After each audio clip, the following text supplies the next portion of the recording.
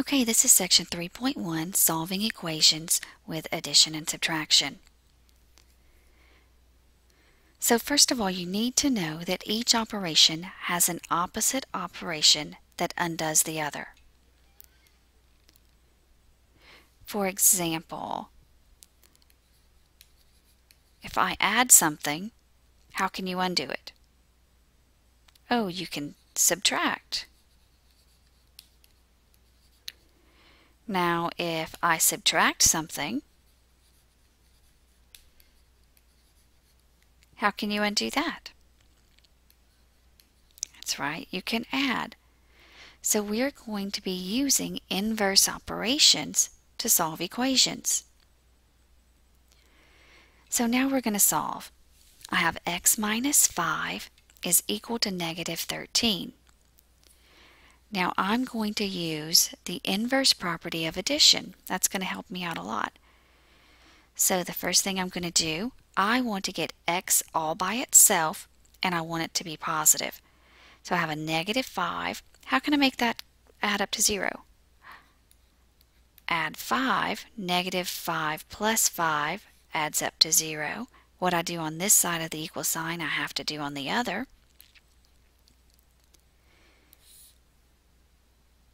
So now I have x is equal to, well, different signs. Negative 13 plus 5, I'm going to take the small number from the large number and keep the sign of the large. So that's going to give me 8. 13 is negative, so x is equal to negative 8. Now one thing that I'm going to do is I'm always going to go and I'm going to check it. So I'm going to plug in negative 8 where x is. So I've got negative 8 minus 5 is equal to negative 13. Oh, negative 8 minus 5, signs are the same. Add and keep the sign. Negative 13 is equal to negative 13.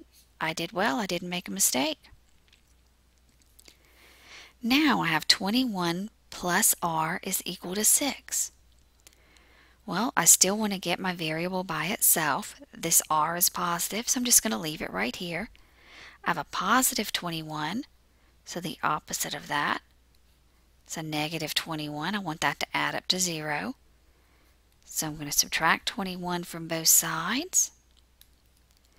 So now I have r is equal to, I've got 6 minus 21. The signs are different, so I'm going to subtract the small number from the large number. So I have 21 minus 6. It's going to give me 15.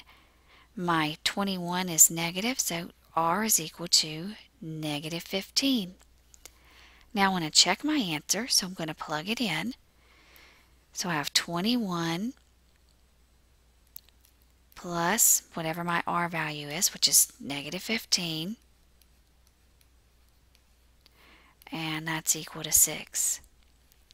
Now what is 21 minus 15?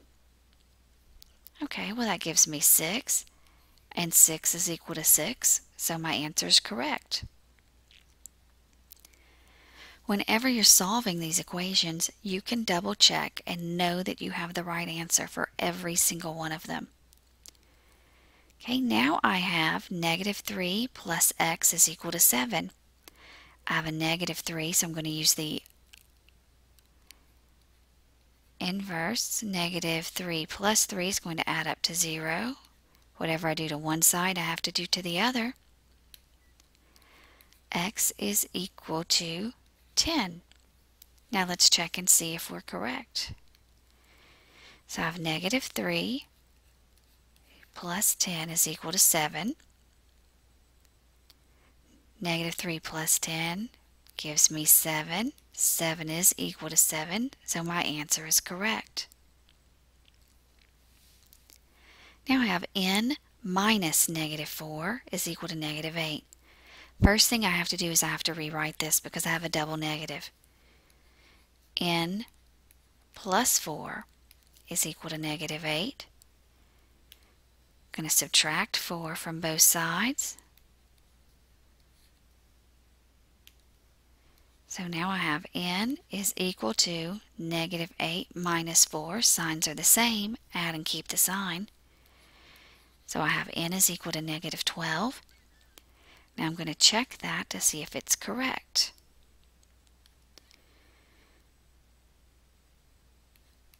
Negative 12 plus 4 is equal to negative 8.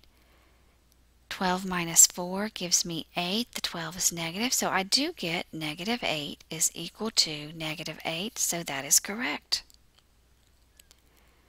Okay, this one's a little bit different. I have negative n minus 11 is equal to 2. Well, I'd much rather have my n positive.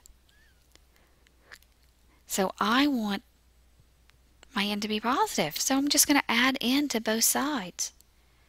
Negative n plus n adds up to 0. What I do to one side, I have to do to the other.